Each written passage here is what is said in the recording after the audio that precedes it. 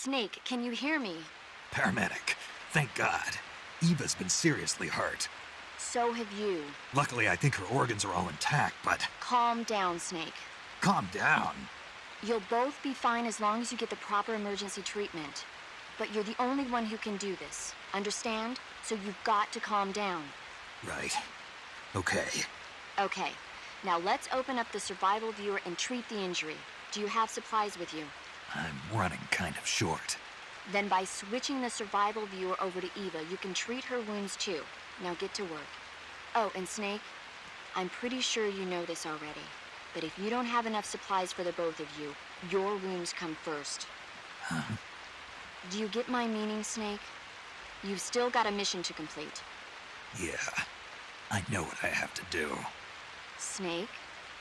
Like this.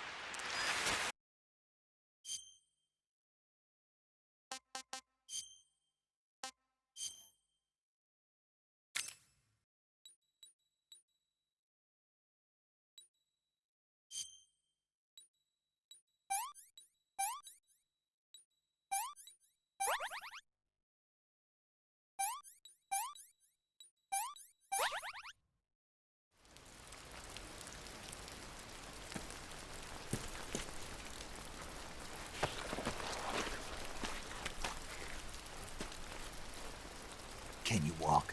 Yeah, I think so.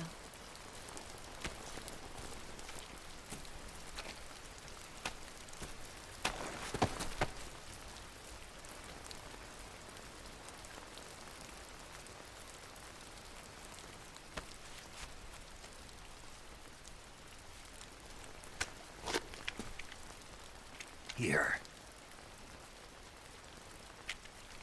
It's different from the Mauser.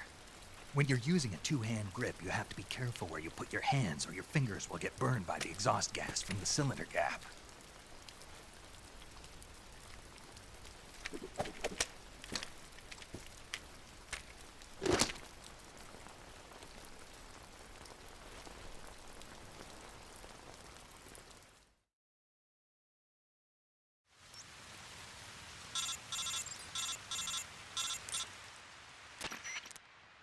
Snake, are you all right? I've been better. What about Eva? I healed her up. She can manage. Good. Snake, you'll take the lead and break through the enemy's line of defense. Eva will ordinarily be following behind you. If you lie on your belly, she'll lie down as well. If you slip and fall off a cliff, she'll follow right behind. You can call out to Eva by pressing the action button. Head to the lake along with Eva.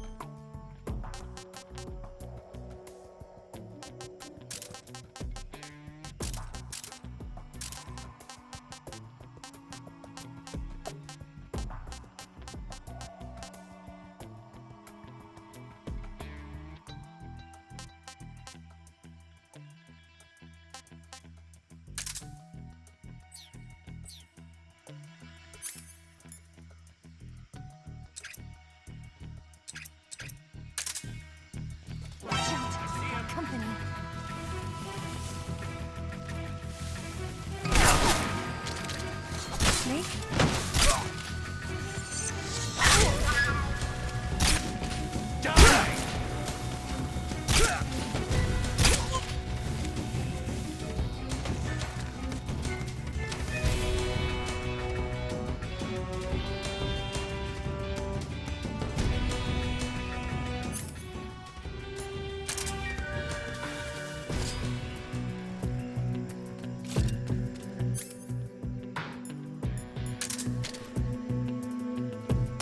What's wrong?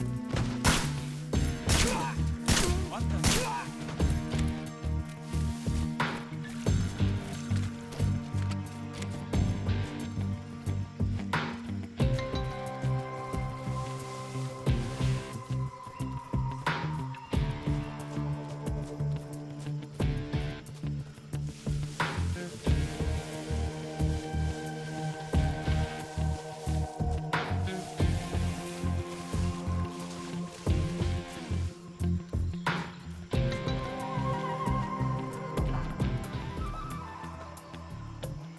Where'd you go?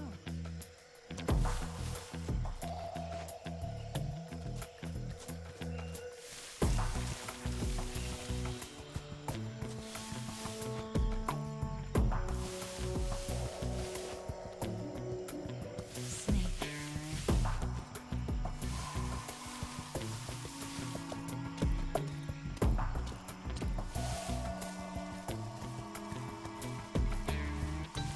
I'm so hungry.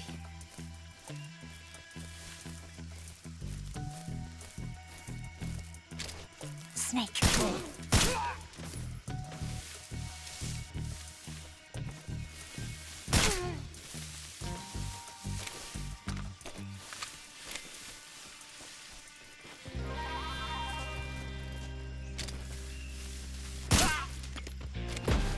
So tired.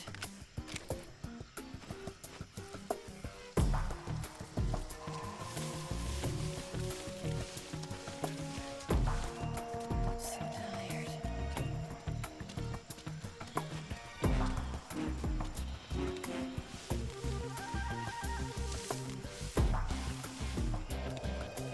I'm so hungry.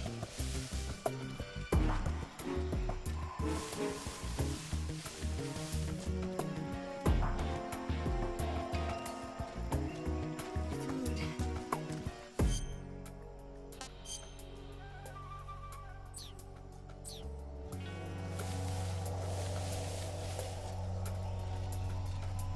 Damn it.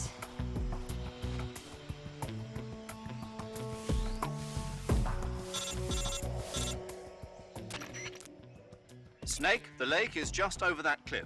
Eva should be able to climb it if you help her. Keep her close to you.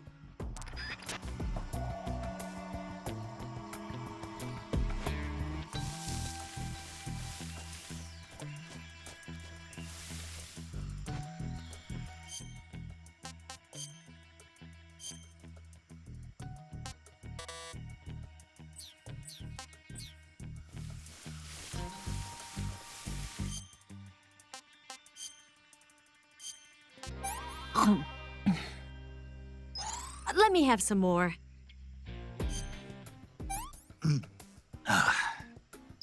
I'm gonna puke.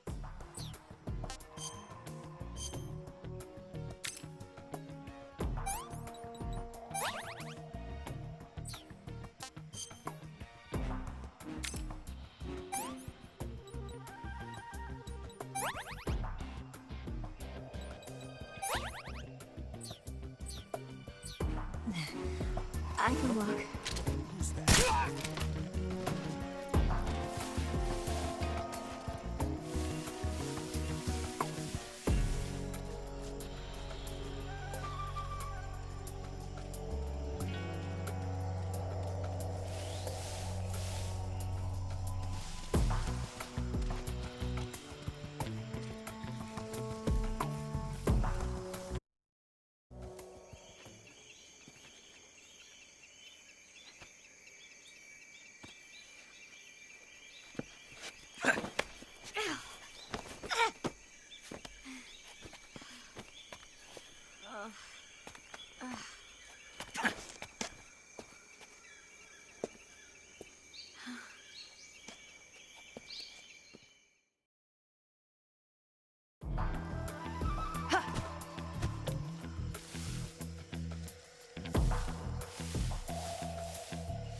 got something.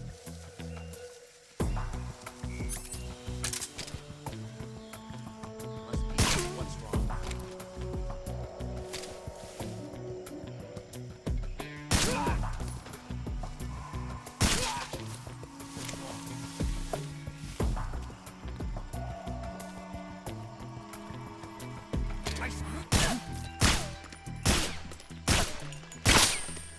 It's the enemy.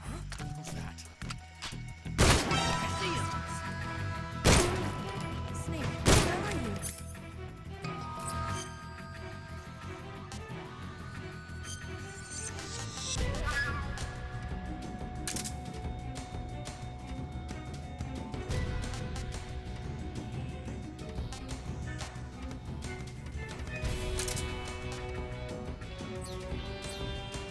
Where'd you go?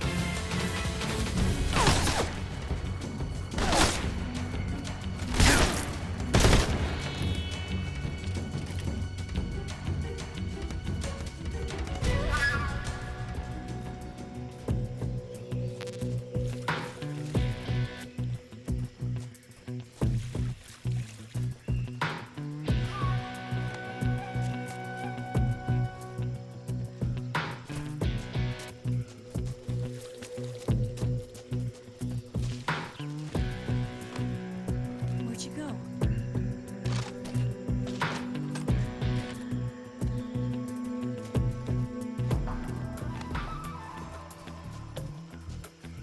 Snake.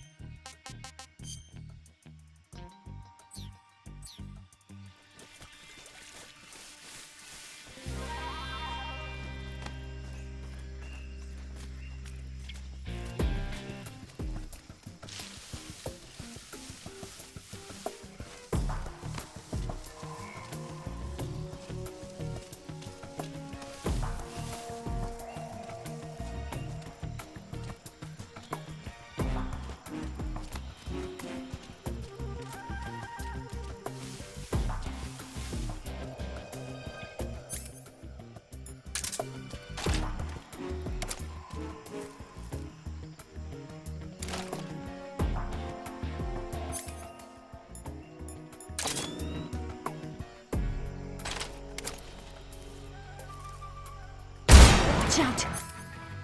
We've got company.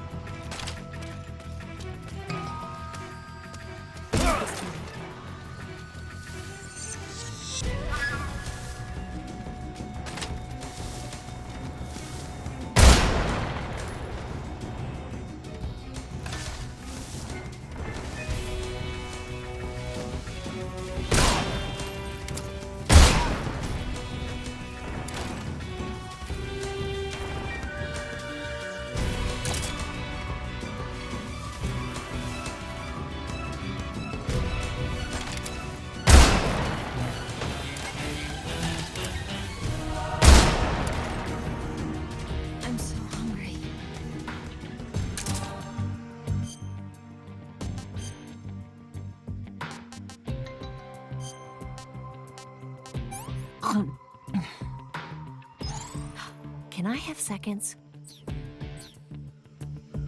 We've got hostiles. Over there?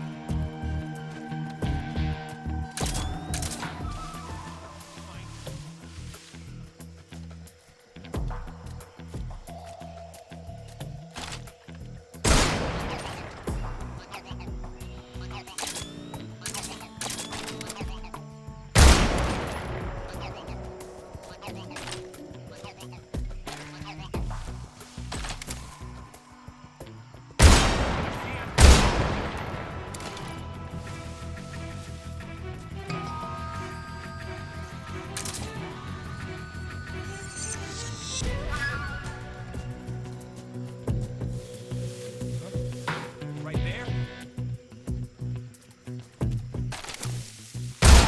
See ya!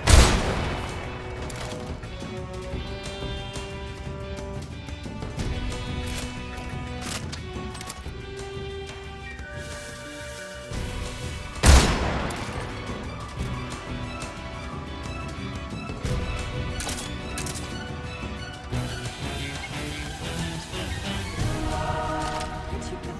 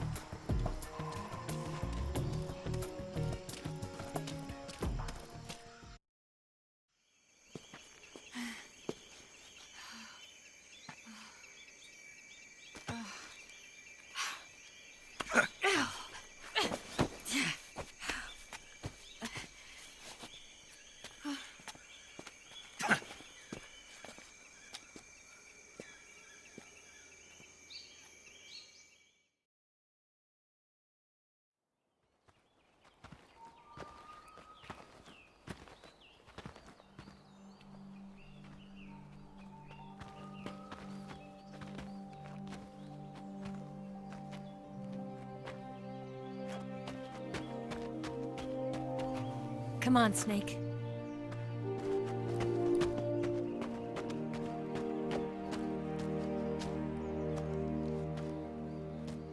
We made it. We made it.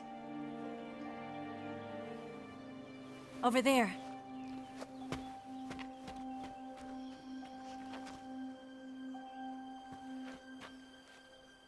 It's the boss, isn't it? I'll go get the wig ready to take off. Right. I'll leave you two alone. But come back in one piece, okay?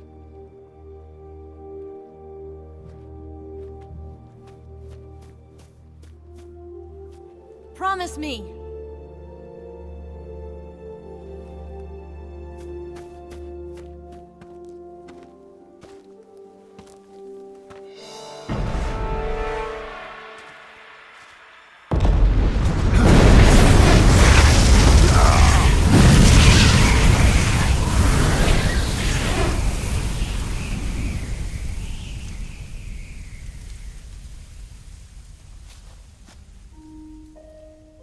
Life's end. Isn't it beautiful? It's almost tragic. When life ends, it gives off a final lingering aroma. Light is but a farewell gift from the darkness to those on their way to die. I've been waiting, Snake, for a long time. Waiting for your birth, your growth, and the finality of today. Boss, why are you doing this? Why? To make the world one again. The world used to be whole. But with the end of the Second World War, the philosophers began to fight amongst themselves, and the world was torn apart. The Cobras, my comrades who trained and fought alongside me, were torn apart as well. The foibles of politics and the march of time can turn friends into enemies just as easily as the wind changes. Ridiculous, isn't it? Yesterday's ally becomes today's opposition, and this Cold War. Think back. When I was leading the Cobras, America and Russia were fighting together. Now, consider whether America and Russia will still be enemies in the 21st century. Somehow I doubt it. Enemies change along with the times, the flow of the ages, and we soldiers are forced to play along. I didn't raise you and shape you into the man you are today just so we could face each other in battle. A soldier's skills aren't meant to be used to hurt friends. So then what is an enemy? Is there such a thing as an absolute timeless enemy? There is no such thing, and never has been. And the reason is that our enemies are human beings like us. They can only be our enemies in relative terms.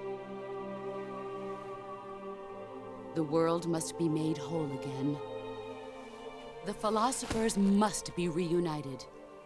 I will devote my skills to that purpose.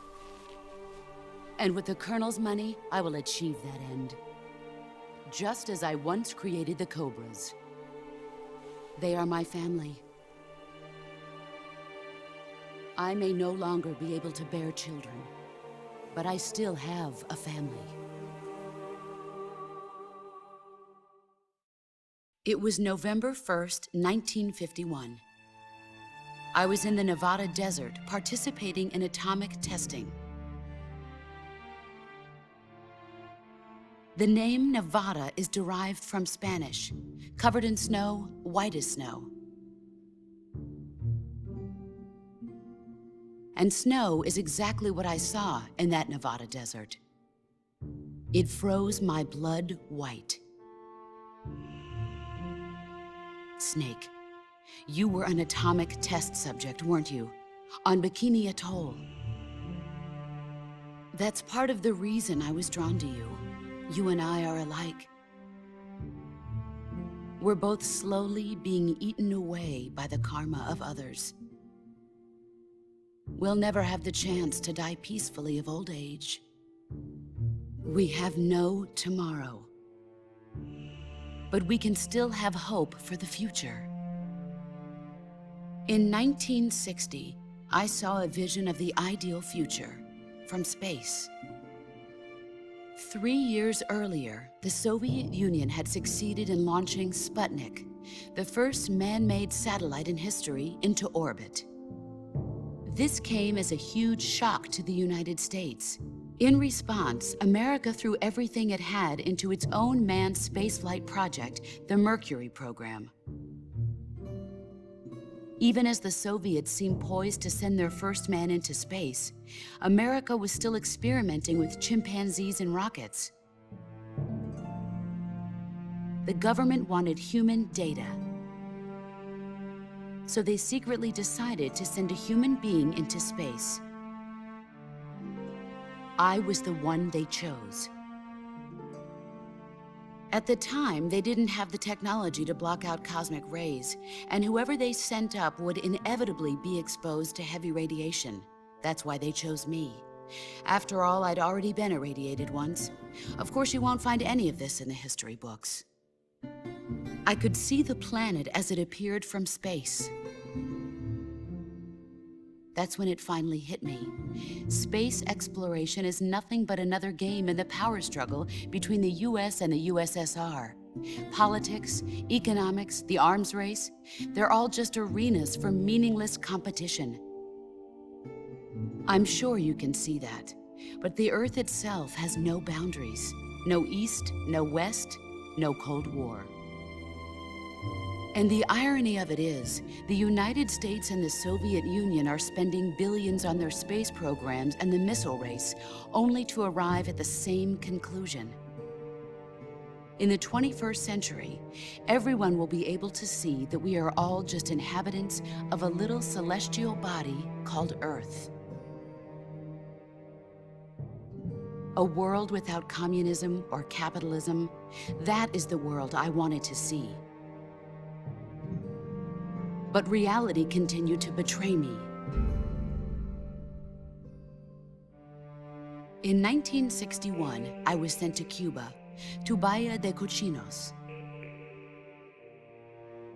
It was part of a CIA-sponsored invasion under the guise of taking Cuban exiles back to their country. But the US government betrayed them. Our weak-kneed president held back their air support. Defenseless, the exiles were annihilated by the Cuban army. All I could do was watch in silence. I was set up by the very country I'd sacrificed so much for, by the very government I dedicated my life to defending. I was driven from the surface world, and I went underground. Then, 2 years ago, I faced the Sorrow, my old comrade in battle. He was my friend. But one of us had to die. I was left with no choice. The Sorrow gave his life for me. There is no enmity between us. One must live, and one must die. That was the mission. The ones who gave me that mission were the philosophers. Early in the 20th century, the true holders of power in the United States, the Republic of China, and the newly formed Soviet Union gathered together in a secret meeting that would later be known as the Wise Men's Committee. The secret pact they formed there marked the beginning of the philosophers. But the last of the original members died in the 1930s. After that, the organization began to run out of control, and the Wise Men's Committee degenerated into a mere shell of its former self. The philosophers of today have no sense of good or evil. Their influence extends to countries and organizations involved in every aspect of every war. They have become war itself. That's how they operate. The sacrifices of war cause a shift in the times. This shift leads to renewed conflict, and in turn triggers the next war. Like a nuclear chain reaction, each conflict sparks countless others, forming an endless spiral that will continue on for eternity. Do you understand what I'm saying, Snake? By consuming me and you, the philosophers intend to keep that cycle going forever. It was my father who explained all of this to me. He was one of them. You see, I am the last remaining child of the philosophers. But after he revealed the truth, my father was killed by that same shapeless, formless organization. And my father isn't the only thing the philosophers have taken from me. In June of 1944, the Cobras and I took part in the landing at Normandy. We'd been given a top-secret mission to locate and destroy enemy V-2 rocket installations. I was pregnant at the time. The Sorrow was the father. I gave birth on the field of battle. a beautiful baby boy. But my child was snatched away from me by the philosophers.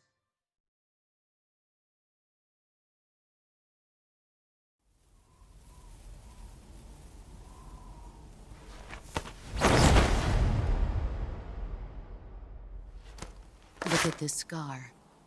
This is proof that I was once a mother. I gave up my body and my child for my country. There is nothing left inside me now. Nothing at all. No hatred, not even regret. And yet sometimes at night, I can still feel the pain creeping up inside me, slithering through my body like a snake.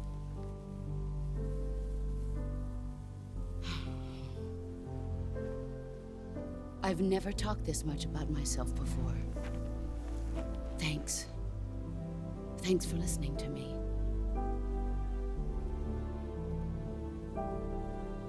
I feel content. Snake, commence the operation. I raised you. I loved you. I've given you weapons, taught you techniques, endowed you with knowledge. There is nothing more for me to give you. All that's left for you to take is my life, by your own hand. One must die, and one must live. No victory, no defeat. The survivor will carry on the fight. It is our destiny. The one who survives will inherit the title of boss. And the one who inherits the title of boss will face an existence of endless battle. I'll give you 10 minutes. In 10 minutes, MiGs will come and bomb the hell out of this place. If you can beat me in less than 10 minutes, you'll be able to escape in time. Let's make this the greatest 10 minutes of our lives, Jack. Boss. You're a soldier. Finish your mission. Prove your loyalty. Face me. I come.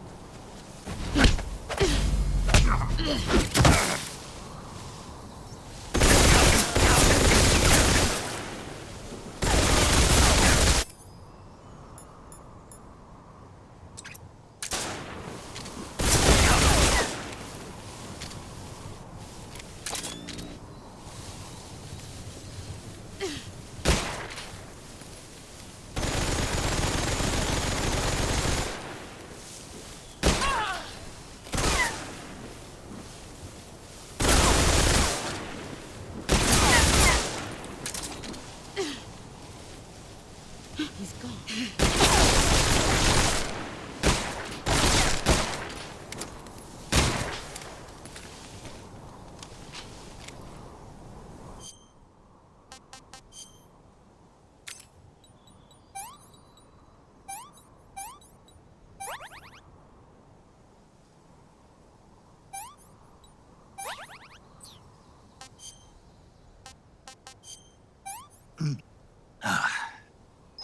That's damn good.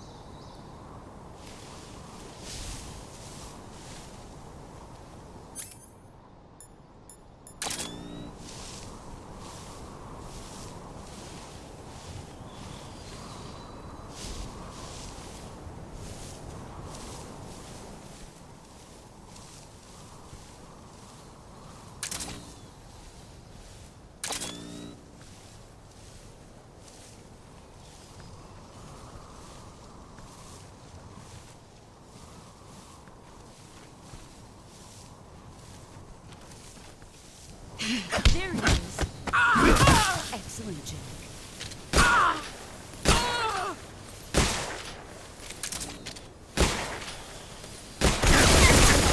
Get ready!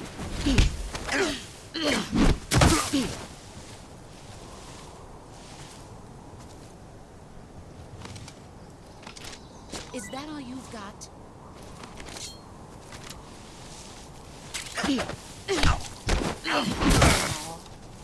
Pathetic.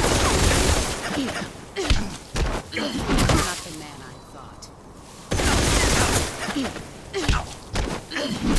Play rough.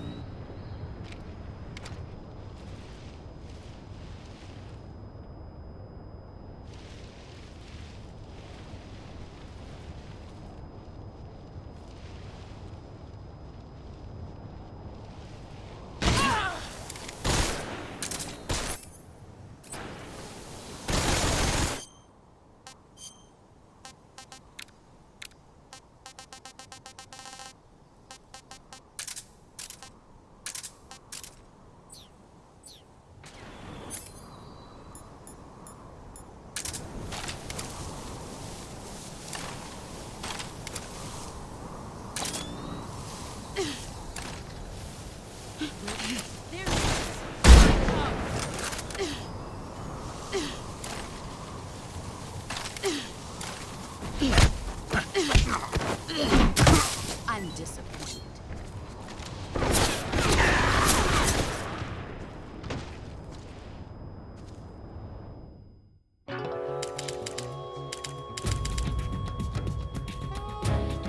Snake! Answer me! Snake!